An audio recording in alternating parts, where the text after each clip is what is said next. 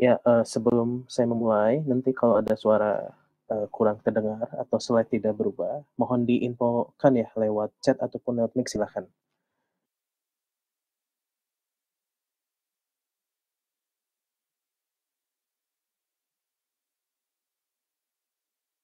Baik, ini sudah terlihat ya?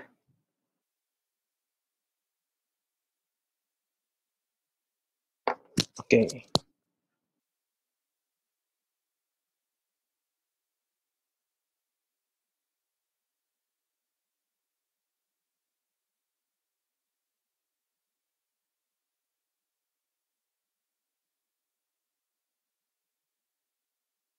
Baik, mohon tunggu sebentar.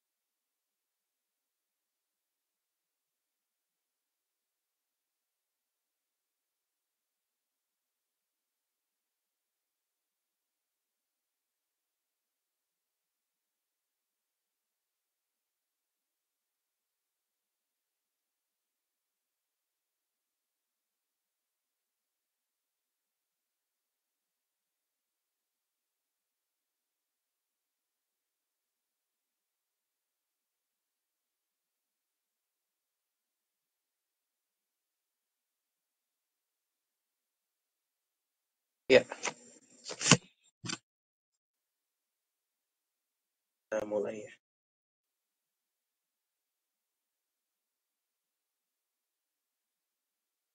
Baik, selamat pagi. Hari ini kita akan belajar tentang tren riset machine learning ya. Jadi machine learning ini memang banyak dibutuhkan dalam berbagai riset ya. Riset dalam objek, bisa dalam makanan, kemudian dalam hal data yang berasal dari medsos. Ketiga, bisa dalam hal pemalsuan suatu barang dan sebagainya.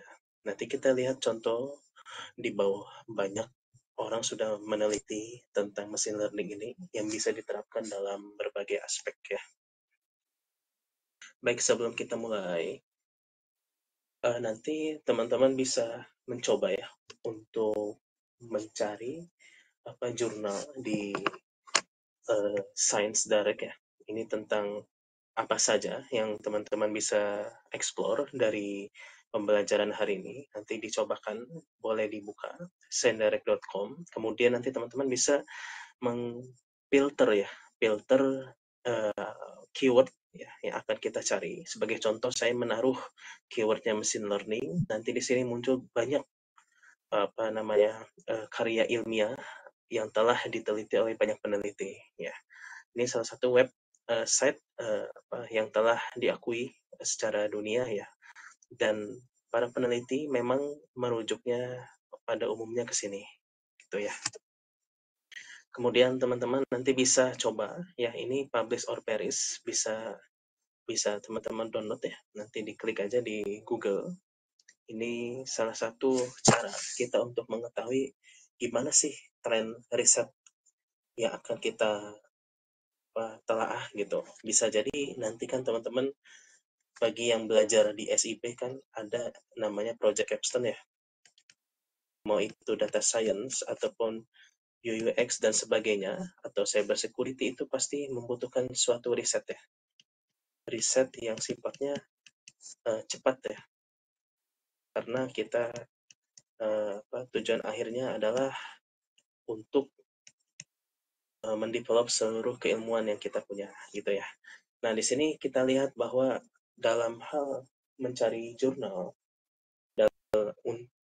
menggunakan tools ini ya, publish or perish ya. Jadi teman-teman bisa buka kemudian kita bisa taruh di sini keywordnya.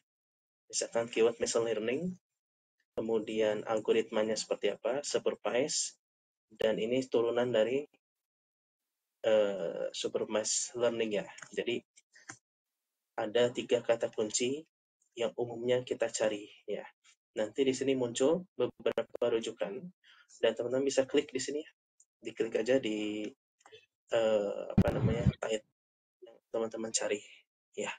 Itu untuk cara kita melihat gimana sih machine learning ini dalam berbagai aspek ya. Ataupun Anda juga bisa melihat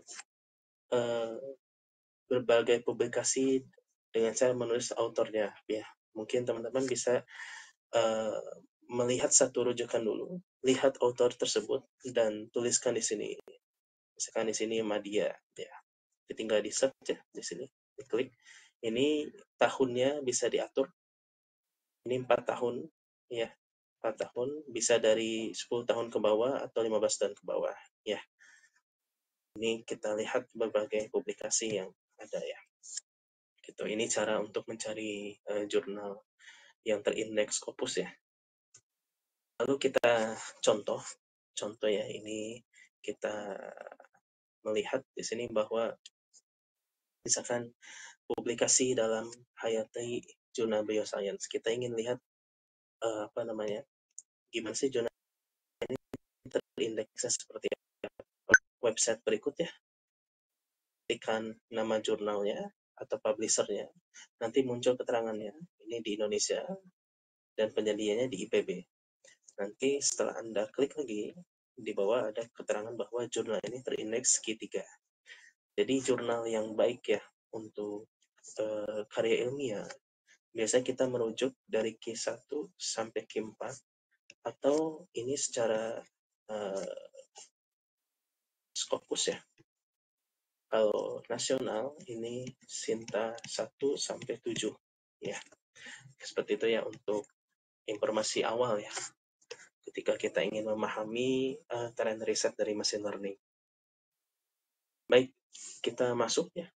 Ini ada beberapa contoh publikasi yang telah saya acu dari penulis berikut. Ini pada tahun 2023, masih press ya. Ini tentang review artikel terkait machine learning, research trends di Afrika. Ya, 30 tahun overview dengan bibliometric analysis review. Jadi peneliti ini penulis dan mencari bagaimana sih tren machine learning ini dalam 30 tahun terakhir. Berarti kalau ini 2023, ini sekitar tahun 1900-an ya. Sampai 2022 tadi saya baca, tidak salah sampai 2022. Nah, di sini kita melihat bahwa penulis tersebut dia mencari berbagai kata kunci ya. Ya, ini dia menggunakan sitasi. Konsepnya peneliti ini melihat dengan metode Prisma ya. Ya. Nanti ini masuk ke dalam bibliometric review atau systematic review yang tidak akan kita bahas ya hari ini. Mungkin di pembelajaran tamu saya selanjutnya, dia bahwa di sini berbagai keyword terkait machine learning. Misalkan contoh machine learning, kemudian machine learning, machine learnable, dan sebagainya dalam berbagai singkatan ataupun orang biasa mencari. Ketika kita mengetik di mesin engine Google, kita kan pasti mengetik berbagai kalimat terkait machine learning. Ada yang machine learning, kemudian machine learns, dan sebagainya. Ternyata dari sini terseleksi ada 2.770 dokumen dan artikel yang telah diterbitkan ya. Dokumen itu kan pasti terdiri dari banyak ya. Sini dari artikel sampai ke retraction ya. Nah, di sini yang paling banyak dan paling orang gemar yaitu dalam menulis artikelnya. Ya. Artikelnya apa, objeknya apa, dan sebagainya. Nanti dilihat di bagian bawah ya. Ada di slide selanjutnya. Di sini dilihat bahwa kita ingin melihat bias dari dokumen 5-nya. Dan ternyata di sini lebih dominan ya. dibandingkan dengan orang menulis book chapter ya, atau menulis proceeding lah ya. Proceeding dengan artikel berbeda. Ya, jadi ketika nanti teman-teman mencari suatu rujukan ya, atau kita sebut referensi, tentu kita harus bisa membaginya.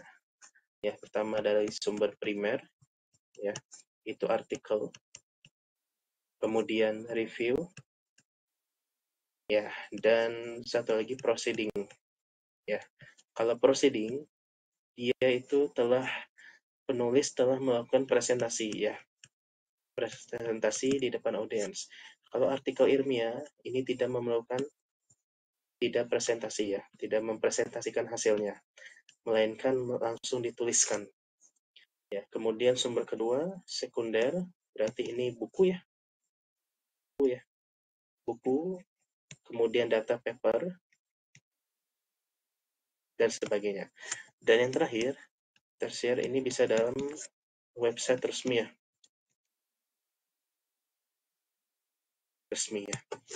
Oke, jadi itu cara mencari tren risetnya. Dan kita lihat di sini berdasarkan rujukan ya, rujukan yang saya acu. Ternyata tren riset mesin learning ini sangat digemari ya, dan puncaknya ini pada tahun 2012 ya. Ini banyak orang melakukan penelitian. Nah, penelitiannya dia banyak dalam disiplin ilmu masing-masingnya. Tapi di sini yang paling dominan adalah, kita lihat di sini. Ya, di sini yang paling banyak ini bidang computer science ya, dan electronic engineering. Ketika kita lihat, kalau Anda nanti mau mencari rujukan tentang machine learning, berarti nanti mungkin kita bisa merujuk ke IEEE ya. Ini penyedia publisher terkait electrical dan informasi sistem computer science. Ya. Kemudian telekomunikasi dan sebagainya. Di sini yang masih sedikit saya lihat ini tentang science food ya. Kemudian forestry, kehutanan, dan sebagainya. Jadi ini bisa menjadi ladang atau ilmu atau ide ketika kita ingin menerapkan machine learning ini dalam bidang-bidang yang belum tersebut di sini. Ya, tren riset learning ini bisa kita aplikasikan dalam berbagai multidisiplin ilmu, gitu ya teman-teman ya. Baik, kita lihat di sini ini luang lingkup machine learning. Mungkin bagi yang hadir pembelajaran tamu saya sebelumnya ini sudah saya jelaskan bahwa machine learning di sini ya, kita berbicara machine learning ya, ini dia berada di dalam suatu lingkup AI ya. Ya, di mana machine learning ini dalamnya ya, ibaratnya kita machine learning itu pohonnya dan cabangnya adalah objek bidang keilmuan kita masing-masing. Barangkali yang hadir di sini pada pembelajaran tamu ini beragam ya, dari berbagai bidang masing-masing. Mungkin nanti bisa dicatkan ya. Saya dari bidang teknik atau saya dari bidang ekonomi dan sebagainya ya. Jadi di sini kita tidak bisa mengkotakkan bahwa machine learning ini khusus bidang computer science atau IT ya, engineering dan sebagainya, tidak bisa. Melainkan orang banyak menggunakan machine learning ini untuk memudahkan ya. Contoh di kimia ini pun ada ya. Ada orang menerapkan ML, machine learning. Kemudian dalam physiological data juga sama, dan econometrics ya. Bahkan di sini ranting baru ya, dalam bidang keilmuan. Saya rasa saya pernah mendengar terkait bidang sosial ya. Sosial sudah ada yang menerapkan konsep machine learning ya. Kalau Anda pernah dengar tentang PLS SEM ya. Nah, ini adalah konsep machine learning juga ya. Dia menerapkan PLS yang berarti dia menaruh variabel X dan Y-nya. Ya, ini kan salah satu konsep dasar kita dalam machine learning ya. Ini structure equation modeling. Jadi dia ke arah model pemodelan. Ya, ini biasanya diterapkan di bidang sosial ya. gitu, sosial dan mungkin ekonomi juga ya. Jadi seperti itu. Jadi banyak ya, machine learning ini diterapkan dan konsepnya pun sama ya. Ada input, kemudian fitur ekstraksinya kita kita lihat datanya, nolnya dan sebagainya, missing value-nya dan lain-lain ya. Hingga ke statistical descriptive-nya ya. Di sini kita cek ya. Kemudian kita klasifikasi mau dengan apa nih modelnya. Lalu kita output-nya seperti apa. Ya, berbeda dengan deep learning, ya ini ada layer-nya ya. Ini layer ada pembatas ya antara fitur ekstraksi dan ke modelingnya di tengah sini ya. Tapi kita tidak bahas ke sini, maka kita fokus ke machine learning pada hari ini gitu ya. Jadi kedua keilmuan ini memang diampuh dari AI gitu ya. Jadi masing-masing cabang ini adalah machine learning yang mana nanti kita lihat penerapannya di bawah ya kayak gitu. Oke. Ini contoh aja ya, contoh ilustrasi posisi pembelajaran mendalam ya deep learning dengan machine learning seperti apa. Jadi ibaratnya kita masuk ke dalam, kalau kita berbicara AI ya, pasti pertama ini masuk ke dalam machine learning dulu ya. Methods to learn from data ya, or past experience ya. Berarti dari pengalaman sebelumnya, yang berarti bahwa kita menggunakan suatu database ya, atau kita gabungkan antara database dengan data primer kita. Data primer itu bisa dari data hasil riset kita gitu ya. Data primer plus data base gitu ya.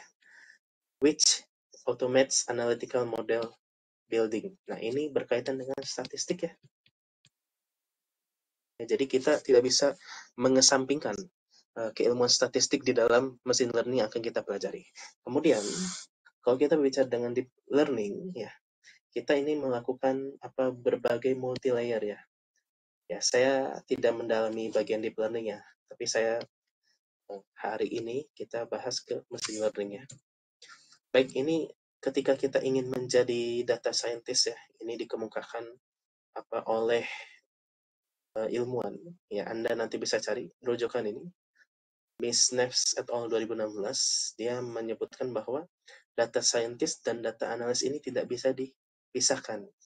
Ya, jadi kita ambil contoh ya, statistik ya. Ya, ini kita tidak bisa dipisahkan dari second story from data. Nah, gitu. Jadi ini semua saling berkaitan dan kita tidak boleh mengkotak-kotakan statistik ini masuknya ke ranah FMIPA. Ya. Ini tidak seperti ini. Melainkan kita sebagai computer science ya. Orang computer science, atau ini ada bidang lainnya di sini kah atau tidak? Kalau dalam computer science kita harus mengampu juga statistik dan keilmuan algoritma ya.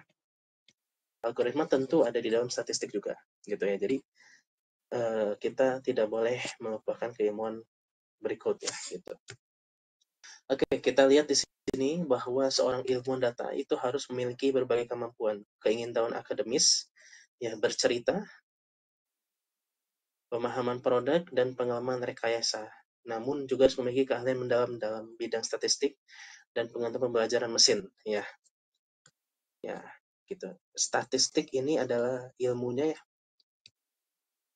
Pembelajaran mesin berarti di dalam komputer ya. Kita punya data, contoh data kita mau diapain?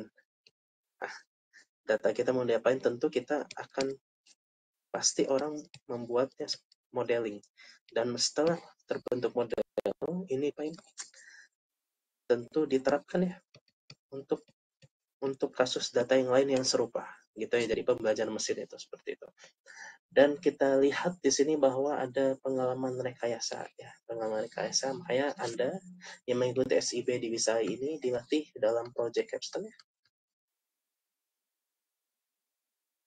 Capstone bagi yang dengan saya data science ya, berarti nanti menggabungkan berbagai macam kan ya. Kita udah belajar tentang programmingnya ada, kemudian data, dan bahkan sampai kita melihat hulu ke hilirnya gimana nih? Walaupun prototipe kita nanti bagus, tetapi tidak untuk peruntukannya atau tidak tepat sasaran, maka yang kita lakukan sia-sia. Ya, jadi kita memikirkan semua hal itu untuk dalam hal pengalaman dalam merekayasa. Ya, juga kita nanti akan bercerita dan memahami suatu produk yang di-develop. Ya, jadi itu keuntungan Anda belajar SIB di sini gitu ya. Jadi ini diterapkan oleh Harlan Harris et al. 2013 tentang suggested so-called the safe data scientist model. Jadi data scientist itu seperti bentuk T ya. Ini bentuk T. Dan ini kita tidak bisa pisahkan sama sekali ya. Setiap domain-domain yang ada seperti itu. Baik, ini contoh workflow ya. Workflow dari machine learning ya. Umumnya semua orang sama ya menerapkan ini. Pertama kita bergerak dari raw data ya. Nah, raw data biasanya kan kalau kita sebagai data scientist kita tinggal menerima data ya. Nah, sebagai contoh ya, kalau kita ingin mensimulasikan data kan kita mengambil data dari Kaggle ya, kaggle.com. Nah, pernah berpikir nggak kalau orang yang menaruh data di kaggle.com itu dari mana? Asal usulnya dari mana? Nah, kita bisa menilai data itu adalah hasil penelitian. Jadi tidak mungkin orang menaruh data atau mencantumkan numerik sembarangan. Ya, jadi itu adalah hasil dari penelitian yang telah dikerjakan oleh orang tersebut yang diupload datanya. Mungkin hanya sekitar 75% atau bahkan 50% saja datanya. Dan sisanya adalah data dummy. Mungkin gitu ya. Jadi penelitian ini, riset ya, atau kita sebut riset ini sangat penting dan harus mendalam. Bagaimana kita mendapatkan data yang beragam dan sebagainya itu ada caranya ya. Misalkan saya ceritakan ya, ini kita masih bercerita di raw data ya. Di raw data misalkan saya cerita ini dalam bidang saya tuliskan bidang dulu machine learning dalam bidang contoh food science ya. Food science. Misalkan kita akan membedakan suatu kopi ya. Kopi A, B, dan C ya. Nah, kopi ini dari ketiga ini tentu kan kita pasti melakukan sampling ya. Sampling ya. ABC ini kita sampling dan tentu akan berbeda. Ini berbeda daerah dan jika berbeda daerah kita berpikirnya pasti mungkin lingkungannya pun berbeda, curah hujannya berbeda, sehingga itu akan memengaruhi tanaman atau tumbuhan kopi itu ya. Dalam melakukan sampling ini pasti ada suatu teknik ya, di mana tekniknya ini bermacam-macam ya. Yang mana sampling ini bisa kita interpretasikan bahwa sampling ini memang harus seragam ya. Misalkan di kopi A ini kita mengambilnya pada hari yang sama. Artinya kan seragam ya. Bisa jadi kita sempitkan pada waktu yang sama, misalkan jam 8 kita panenkan, ambil satu-satu. Begitupun sama di kopi B, C, ya bahkan jenis yang lainnya kita sampling seragam yang artinya dia homogen ya. Nah, sampling ini tentunya akan menentukan kualitas data. Ya, ini banyak tidak dijelaskan di dalam website gimana kualitas data yang diambil itu. Namun, saya pernah melihat contoh dari Kaggle. Ini ada orang yang menaruh data hasil penelitiannya, yang berarti bahwa data itu kualitasnya baik, ya. Dan mempersilahkan pembaca untuk belajar tentang data, gimana pengambilannya, kemudian samplingnya seperti apa, pengulangannya seperti apa, kondisi lingkungan seperti apa, dan sebagainya. Itu penting dalam menentukan kualitas data kita. Nah, kita sebagai orang computer science ataupun yang ahli data science lah ya, pasti kita akan bergeraknya menerima data kan, menerima data tanpa kita tahu asal usul data itu seperti apa. Bisa jadi kan ada pencampuran data ya antara data A, B, dan C ini. gitu. Itu contoh kecilnya. Nanti kita lihat contoh risetnya di bawah ada. Ya, ini kita lakukan prepare data, kemudian clear data. Ini udah tugas kita ya. Dari sini sampai bawah ini tugas kita sebagai role data scientist ya.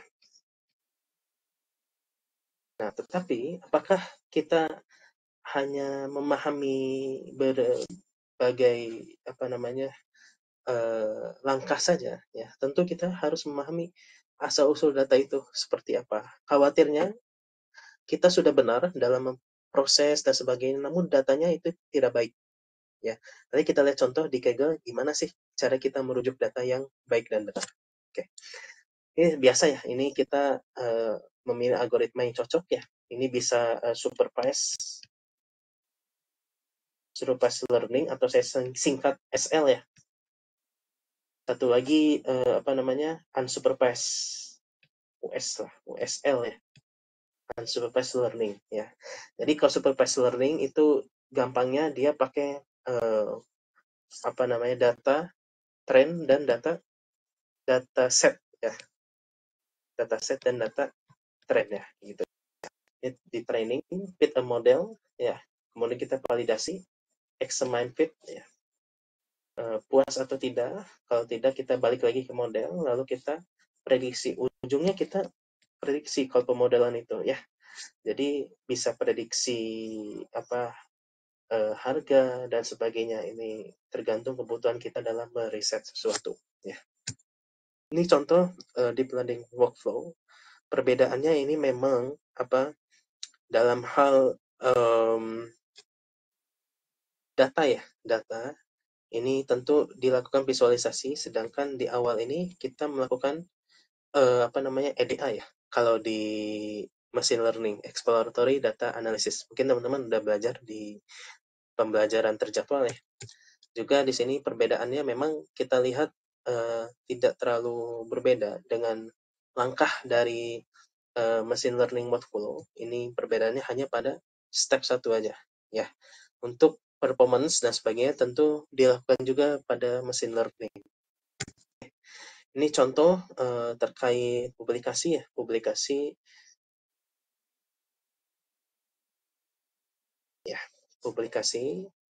kita lihat di sini yang paling menonjol adalah reinforcement learning ya. Orang minatnya di sini ini tentang game, kemudian navigasi dan sebagainya. Kita lihat di unsupervised sama supervised seperti apa. Ya ternyata diminati juga ya. Ya. Jadi banyak orang yang meneliti tentang ketiga hal ini ya. Ini machine learning pembagian seperti berikut. Kalau umumnya ya apa yang dilakukan, misalkan kita punya case-nya dalam hal sentimen analisis ya. Tentu kita menggunakan ini supervised learning. Kalau yang unsupervised ini berkaitan dengan biasanya klasifikasi ataupun clustering dengan PCA ya. Principal Component Analysis ya.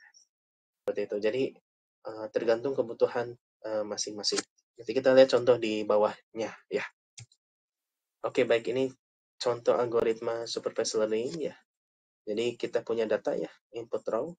Ini ada yang melakukan dataset dan trend datanya. Kemudian diproses dan outputnya seperti apa dari data kumpulan datanya.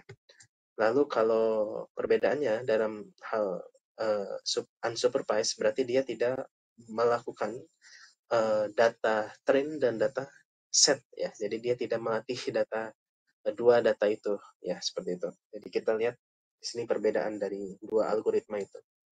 Kita lihat lagi di sini bahwa ini algoritma unsupervised learning di mana biasanya kita terapkan dalam PCA ya, Principal Component Analysis.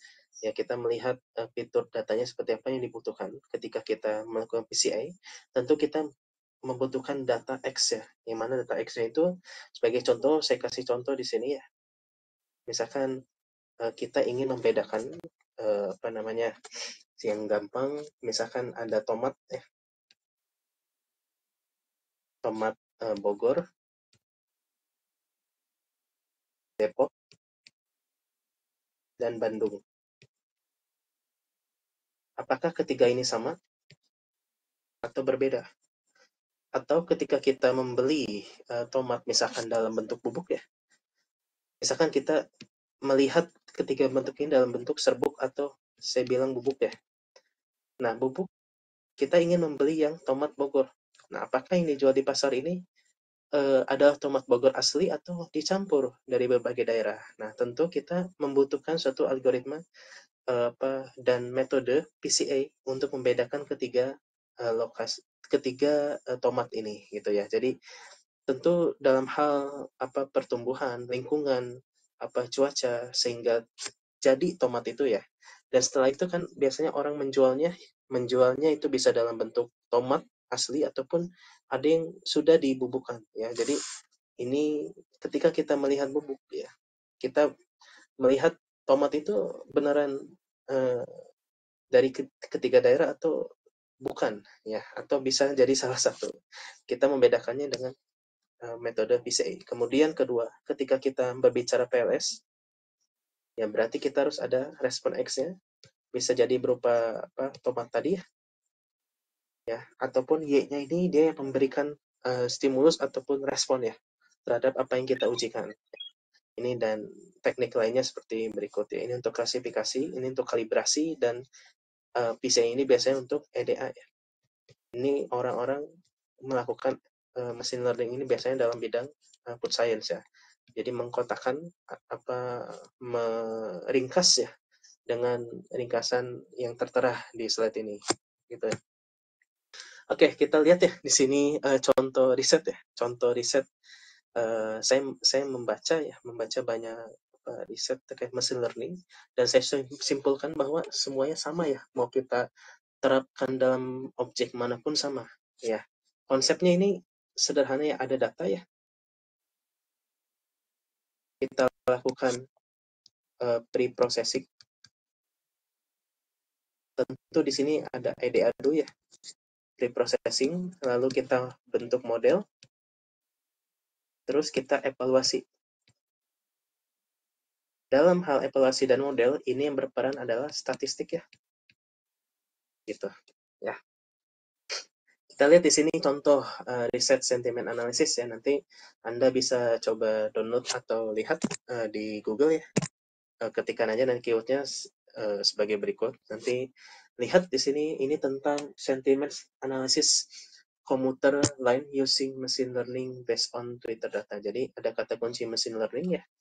Kemudian di sini commuter line, Indonesia commuter line ya, dan sebagainya. Di sini kita lihat bahwa menggunakan berbagai klasifikasi model seperti berikut ya.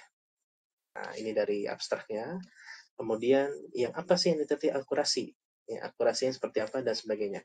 Ini keywordnya nanti Anda bisa cari. Jadi tujuan menaruh keyword ini agar user yang mencari tentang sentiment analysis dalam commuter line ini langsung bisa dicari dan tuju. Jadi kita membutuhkan keyword di mana setiap publikasi ini pasti mencantumkan keyword minimal 4-5 kata ya. Poin pentingnya apa di sini? Poin pentingnya bahwa setiap orang yang akan meneliti tentu dataset. Dari mana sih datasetnya? Tergantung. Misalkan ini datasetnya dari Twitter ya, atau mungkin sekarang sudah berubah ya, namanya jadi X ya. Nah, Twitter dari orang meng-tweet ya, ataupun dalam hal orang mengeluh biasanya seperti berikut ya, kita baca. Nah, ini hasil dari Twitter kalau saya baca di jurnal ini. Jadi kita lakukan dataset itu kita ambil ya, kita kumpulkan di dalam suatu penyimpanan kita. Kemudian kita lihat dalam hal kalimatnya, apakah kalimat itu perlu di pre-processing atau tidak ya. Ternyata dari data itu perlu dilakukan pre-processing dalam hal berikut 1.1 sampai ke 6 ya. Ini adalah langkah-langkah pre-processing. Ya, kenapa harus di pre-processing? Karena agar kita melihat data itu memang data yang asli, yang intinya sama ya, walaupun bungkus kalimatnya ada kalimat kata hubung, imbuhan, dan sebagainya. Itu harus kita singkirkan terlebih dahulu ya. Seperti itu. Jadi kita memerlukan pre-processing data. Ini contoh data dalam hal sentiment analysis ya. Ya, misalkan pertama punctuation ya. Ini menyiapkan contoh di sini menyiapkan uang tunai sesuai tarif ya. Ini perbedaannya apa? Coba kita lihat di sini perbedaannya. Kita lihat di sini tidak ada koma ya. Saya sanggup koma ya. Ketika lihat di sini sih saya sanggup langsung masuk ke kalimat selanjutnya kalau menyiapkan waktu lebih saya nggak sanggup om. Nah, gitu. Jadi kita menghilangkan apa tanda koma di dalam kalimat yang kita ambil. Jadi yang ini adalah kalimat original. Ini kalimat yang sudah diubah atau sudah dilakukan pre-processing. Selanjutnya kita lihat misalkan ada number, itu ada tanda simbol lain-lainnya itu kita hapus ya. Jadi tidak diikut sertakan dalam pengolahan data ya.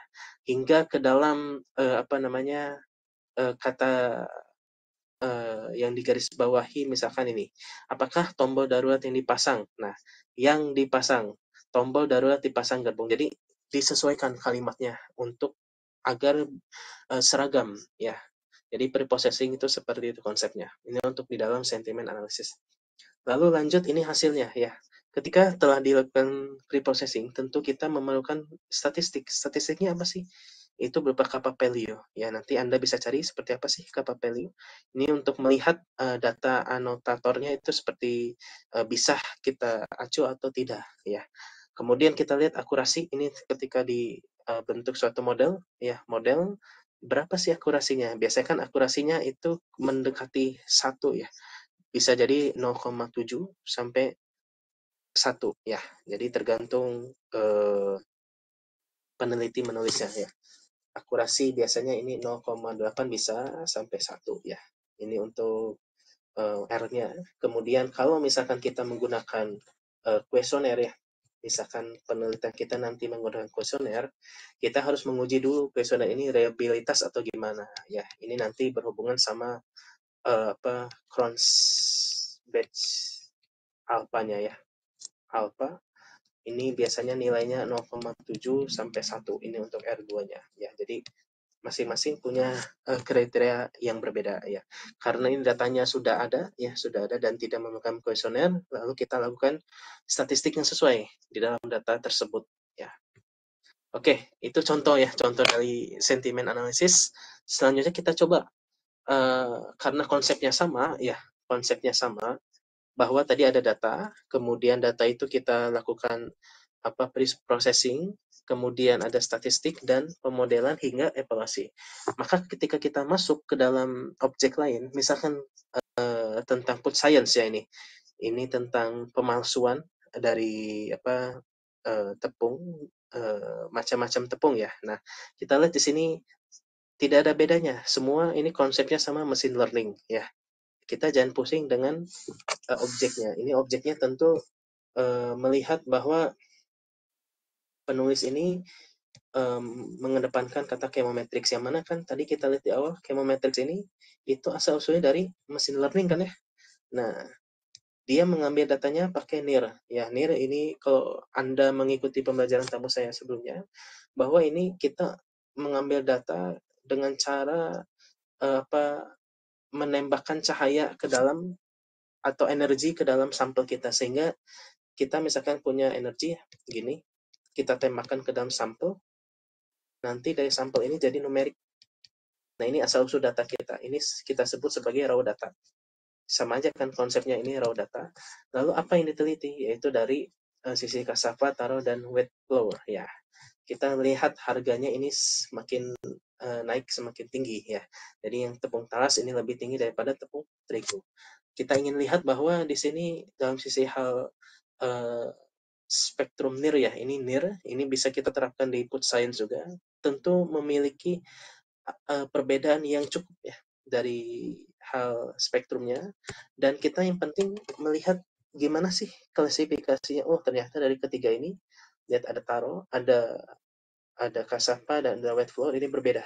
Semuanya berbeda, dan berarti bahwa ini bisa kita lihat ketiga tepung ini berbeda, dan apabila kita membeli dari suatu pedagang, misalkan kita ingin membeli tepung talas nih, ini benar nggak nih tepung talas? Nah, kita lakukan pengujian, lalu kita lihat dalam hal principal component analysisnya, ternyata ini adalah betul tepung talas dan tidak tidak ada pencampuran di dalamnya. Nah, jadi penerapan machine learning bisa sampai sana, ya. Tidak hanya data dari medsos dan sebagainya. Ya, ini saya memperlihatkan bahwa Anda belajar machine learning ini penting, ya. Yang mana nanti objek datanya jangan heran kalau misalkan dari bidang-bidang lain. Yang penting konsepnya sama, ada data, data itu kita lakukan EDA, preprocessing sampai ke pemodelan. Oke. Ini contoh selanjutnya ya, kita masuk ke dalam, mungkin ini membandingkan ya, comparing machine learning sama human judge in satu Indonesia awarding. Ini dari PT Astra ya, data PT Astra. Nanti teman-teman bisa baca ya, bisa baca, ini data menarik ya. Ini penelitiannya. Jadi penulis ini ya, penulis ini dia menggunakan software Orange Data Mining. Ya, mungkin teman-teman sudah pada belajar ya. Software yang menurut kita sederhana ya, gampang penerapannya, ini bisa merepresentasikan data dalam jumlah ribuan ya. Jadi ini tidak, proses pembelajaran mesinnya ini menghindari NLP, Natural Language Processing, dan memanfaatkan regresi. Jadi hanya memanfaatkan regresi ya dari ribuan teks histori sebelumnya. Ya, nanti Anda bisa lihat di sini menggunakan algoritma supervise mungkin ya. Ini supervise, semuanya supervise, yang berarti bahwa ada data trend dan ada data set ya. Ya, ada data trend dan data set. Supervise berarti ada data data trend dan data set ya. Data trendnya berapa, bisa jadi 70%, ini 30%, atau bisa jadi 60%, atau 40%, bisa jadi 50-50 ya. Ya, tergantung nanti datanya apakah overlapping atau tidak, gitu ya. Jadi kita bisa menggunakan software Orange ini untuk mendeteksi atau melakukan regresi dengan ribuan teks ya, histori sebelumnya. Seperti itu ya. Jadi ini sangat menarik ya. Kita udah belajar Orange, kemudian kita terapkan data, ambil aja nanti contoh data dari website ya, dengan ribuan, apakah bisa tidak masuk Orange? Nanti Anda coba buktikan sendiri ya. Ya, ini contoh lainnya dalam penerapan machine learning dalam penelitian kehutanan. Ya, di sini penulis tidak menuliskan machine learning ya, karena fokusnya ini dalam hal apa, mungkin ini bidang kehutanan ya, kehutanan ataupun ini bidang kehutanan. Jadi ingin menonjolkan forestry-nya ya. Ini adalah apa namanya, kayu ya, jenis kayu. Jadi ingin menonjolkan kayu itu gimana sih potensinya ya. Ini bisa pakai machine learning ya. Di mana kan ini kita tahu ini kan adalah OPLS-DA ya. Ya. Yang mana konsep dasarnya adalah PLS ya, regresi ya. Tapi dalam bentuk ortogonal dan dilakukan diskriminan analisis, yaitu statistiknya secara multivariat. Jadi apa namanya, machine learning ini bisa diterapkan untuk objek data numerik dari kehutanan ya. Yang diambil apa sih datanya, yaitu kandungan kayu ini, akasia ini ya. Jadi kandungannya apa aja sih di dalamnya, kemudian kita jadikan sebagai variabel X, dan Y-nya apa, Y-nya itu bisa jadi dalam hal pengujian antioksidannya ya. Jadi seperti itu. Jadi kita bisa mengelompokkan atau melihat apa potensi dari kayu tersebut ya. Sangat menarik kan ya. Jadi machine learning ini bisa diterapkan dalam berbagai bidang. Ya, kita lanjut ya. Kita lanjut, ini masih sentiment analysis. Ada yang bertanya?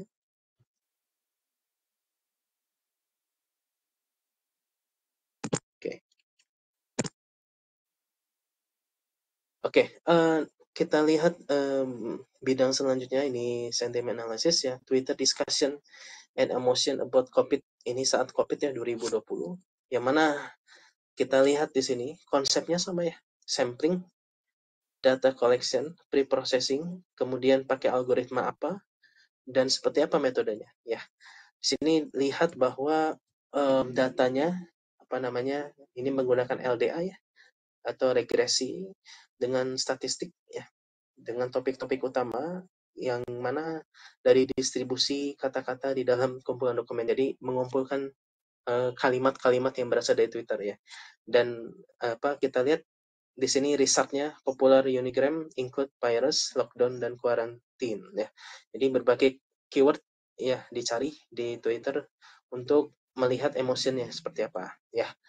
Ini menarik penelitian ini, dan kita bisa menggarisbawahi bahwa konseptualnya sama ya. Jadi tidak akan berubah maupun kita menerapkan dalam bidang apapun, konsepnya sama, ada data, sampling, kemudian preprocessing sama algoritma. Namun perbedaannya mungkin terletak pada ini ya. Sampling datanya seperti apa ya? Sampling ini berarti kita hanya melihat, kita mengambil data dari Twitternya seperti apa. Nah, orang ketika kita masuk ke dalam bidang lain seperti food science tadi, tentu kita yang menghasilkan datanya. Ya, ada orang yang mengambil data hasil dari orang lain atau dari Twitter kan ini ya. Adapun orang yang mengambil data langsung ya, yang dijadikan suatu numerik. Nanti saya jelaskan di akhir gimana sih. Nah, ini contoh riset machine learning dalam hal geographical origin. Jadi untuk membedakan banyak buah-buahan ya dalam berbagai kondisi lingkungan dan sebagainya. Ya, nanti ini dilihat konsepnya sama seperti machine learning, tapi peneliti ini menaruh kalimat chemometric ya. Jadi sama aja, intinya adalah machine learning.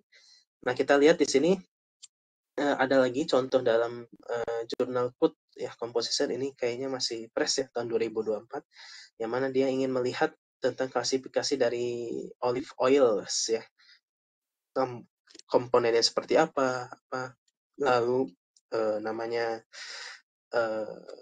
kita melihat lokasi tumbuhnya apakah memengaruhi kandungan oil tersebut atau tidak ya. Ketika kita melihat di sini bahwa oil itu diambil ya, di sampling, kemudian kita lihat dari perbedaan masing-masing tumbuh, lokasi tumbuh itu mengaruhi nggak ke dalam kandungan di dalamnya. Nah, bisa sampai sini. Jadi penerapannya sangat beragam untuk machine learning ini. Baik, untuk terakhir mungkin saya akan kasih konsep berpikir kita ya. Wah, ini sharing aja ya, mungkin Anda lebih paham dari yang saya jelaskan. Jadi ya, ketika kita berbicara riset ya, riset ya, riset kita melakukan sampling ya, sampling, kemudian kita lihat di sini ada collecting ya, koleksi lah, koleksi data ya. Lalu kita lakukan statistik ya, deskriptif ya. Setelah itu kita bentuk model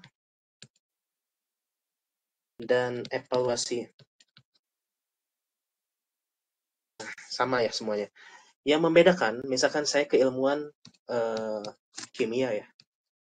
Saya contoh keilmuan kimia. Yang membedakan adalah dari hal sampling ya. Kemudian dalam hal statistika deskriptif ya. Dan terakhir mungkin evaluasi yang dibutuhkan. Jadi perbedaannya tuh sangat sedikit ya. Konseptualnya sama, semua orang maupun computer science dia secara garis besar seperti berikut ya. Jadi ketika kita masuk ke dalam statistik deskriptif ya, kita kan di sini ada namanya distribusi ya. Data seperti apa. Kemudian mungkin teman-teman mengenal yang namanya Z-score ya. Ya, Z-score gimana sih nilainya kalau misalkan min 1 sampai dengan plus 1 gitu, yang mana yang diambil? Tentu kan kita mengambil yang plus 1 kan, data itu yang diikut sertakan. Kemudian ketiga, mungkin kalau dalam hal ingin melihat secara mendetail, kita lakukan uji pencilan ya. Mungkin sama kayak Z-score, tapi uji pencilan ini atau misalkan pencilan itu berarti kita melihat data itu ada kemiripan nggak dengan data kesekian. Misalkan data 1 ada kemiripan nggak dengan data 1.500 ya, data ke 1.500 ada kemiripan atau tidak. Nah, kita lakukan uji pencilan ya. Ini macam-macam yang diuji pencilan.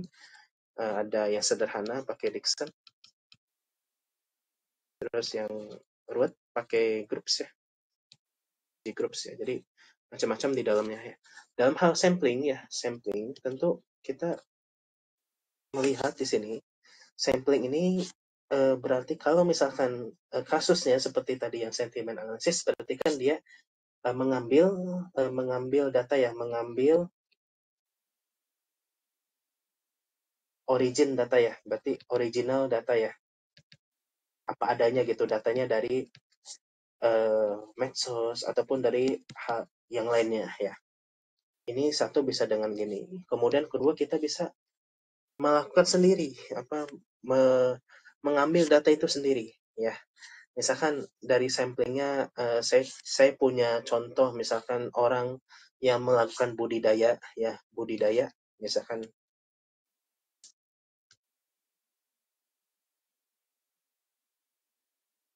budidaya rumput laut ya. Saya singkat RL, rumput laut. Itu ada macam-macam daerah ya. Ada daerah Sulawesi, misalkan Lombok, satu lagi Jawa. Nah, dari ketiga ini gimana sih budidayanya berbeda nggak? Tentu kan dalam hal suhu aja ya, atau cuaca pasti berbeda kan. Ada yang ekstrim, ada yang enggak. Kondisi lingkungan air dan sebagainya itu kan menentukan semuanya faktornya. Nah, ini samplingnya seperti ini nanti ujungnya ya. Ya, saya kotakin ya. Jadi kan kita mengambil objek ya. Objeknya kan sampelnya rumput laut. Nanti ujungnya kita pasti butuh instrumen ya untuk mengkonvert dari rumput laut itu menjadi suatu hal numerik ya. Misalkan pembelajaran tamu saya sebelumnya ini menggunakan NIRS ya. NIRS atau near infrared lah. Jadi kita menembakkan sejumlah energi ke dalam rumput laut itu sehingga diperoleh data numerik. Nah, data numerik ini adalah hasil dari sampling kita. Jadi ini lebih ribet ya. Kalau orang mengambil datanya dari suatu bentuk objek kayak tumbuhan, kemudian hewan, bahkan waktu pembelajaran tamu sebelumnya saya menjelaskan dari rambut sapi ya, untuk membedakan antara rambut sapi yang mengandung kortisol atau tidak. Ya. Jadi hal seperti itu masih masuk ke dalam sampling ya. Kedua hal ini tidak disalahkan, baik yang ke satu maupun kedua itu sama aja. Yang mana nanti kita melakukan koleksi data ya. Koleksi data ini kan di dalamnya itu ada kita samakan namanya preprocessing ya. Nah, kan itu untuk menyamakan data itu dinormalisasi dulu atau enggak ya, atau data itu apa yang harus dihilangkan dan sebagainya ya. Jadi perbedaannya objeknya itu pada sampling ya. Jadi jangan sampai namanya ini bukan bidang saya nih. Jadi saya tidak mau melakukan pengecekan data, jangan seperti itu. Jadi kalau kita sebagai orang computer science yang menerima data, tentu kita harus tanya data ini dari mana, asal usulnya seperti apa dan sebagainya ya. Karena itu penting informasi kita untuk melakukan EDA ataupun pemodelannya ya, sampai ke evaluasi itu penting. Baik, sampai sini ada yang ditanyakan, silakan melalui chat, boleh lewat mic, boleh silakan. Ini yang terakhir sambil menunggu, jika ada yang ditanyakan ya boleh silakan jika ada yang ditanyakan.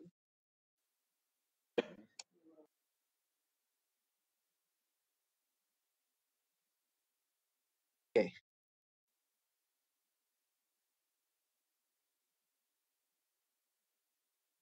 Ya, saya akan menunjukkan ya sambil menunggu jika ada yang ditanyakan. Jika nggak ada, nggak apa-apa. Ya, ya,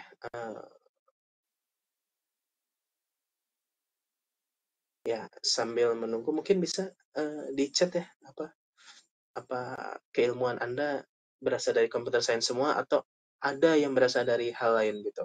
Boleh tolong di-mention nggak, ditampil supaya saya kasih lihat contoh yang lainnya gitu.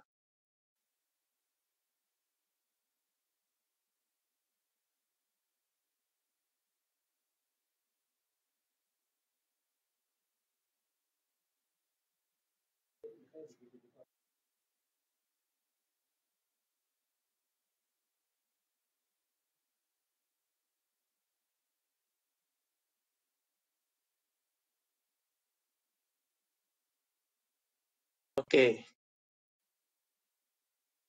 ya, terakhir saya coba kasih di sini ya. Ini udah muncul ya menurut saya. Baik, saya kasih contoh data Nirs Hani ya, madu ya. Coba Nirs.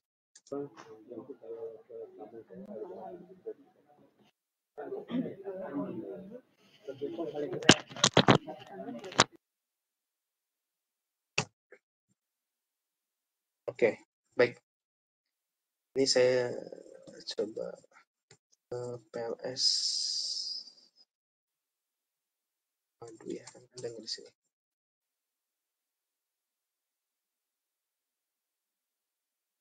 Saya udah download, coba ya.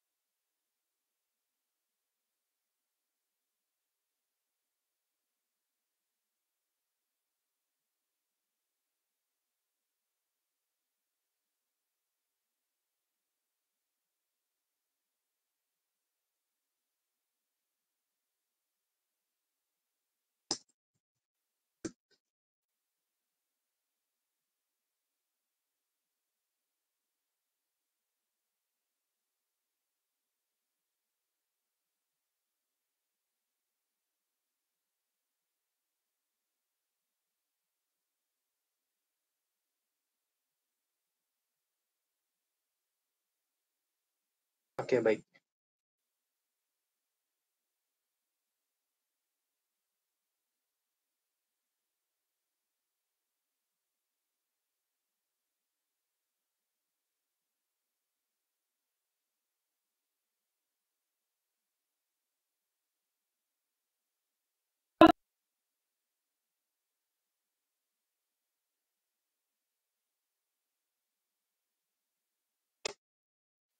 Ya, ini saya akan menunjukkan.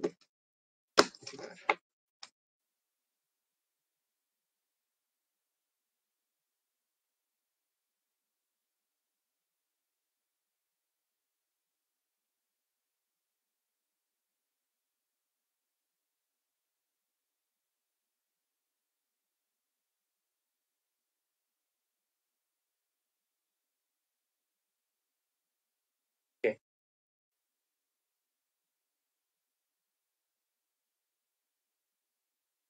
Ya, misalkan Anda akan mencari tentang NIRS ya. NIRS ini datanya. Nah, kadang namanya peneliti ya, saya nyebutnya peneliti menaruh data set ya, data set di dalam Kaggle ini ya. Tentu kan ini ada input data ya, CSV ya, nanti bisa dicoba ya, kita coba download tuh. Nah, data ini tentu ada berbagai namanya about this data ya. Ini yang baik ya, ketika kita mengambil suatu data tuh kita lihat inputnya gimana sih, dari mana aja sih data itu. Dan ternyata data yang tercantum di Kaggle ini dia sudah terpublikasikan berikut ya. Jadi ini ada kodenya. Tadi saya udah lihat di sini. Nah, nanti bisa dilihat bahwa gimana sih mengambil datanya seperti apa, metodenya seperti apa. Nah, itu nanti dipakai untuk kita bisa mengetahui hasil evaluasi juga pemodelannya yang cocok tuh kayak gimana sih ya. Terkadang ada orang menaruh data di Kaggle ini tidak mencantumkan namanya brief datanya dan juga tidak mencantumkan referensi ya, referensi data itu dari mana. asal-usulnya, apakah data yang dibuat-buat ya atau tidak. Ternyata di Kaggle ini ada data asli yang dari penelitian mereka cantumkan dan masukkan ke dalam Kaggle ini. Ya, seperti halnya berikut. Nanti Anda bisa lihat datanya seperti apa. Tentu ini data bentuknya CSV dan numerik ya, yang mana nanti bisa diinterpretasikan dengan Orange ataupun dengan namanya apa itu Google Collaboratory dan sebagainya ya. Jadi menarik ini teman-teman. Jadi hati-hati juga ketika kita melihat data di Kaggle ini ya. Ya, itu yang ingin saya tunjukkan. Baik, sudah jam 10 ya, sejam. Ada yang tanyakan sampai sini sebelum kita tutup? Silakan jika ada yang ditanyakan.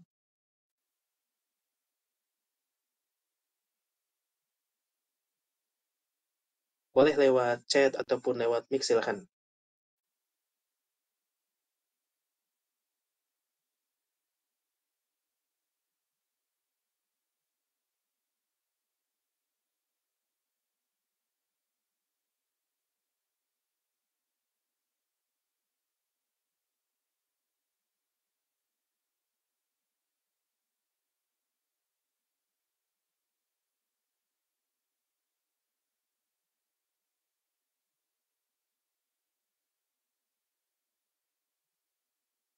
Baik, jika tidak ada yang ditanyakan, ya silakan nanti kalau ada kendala terkait data ataupun hal lainnya, saya open diskusi.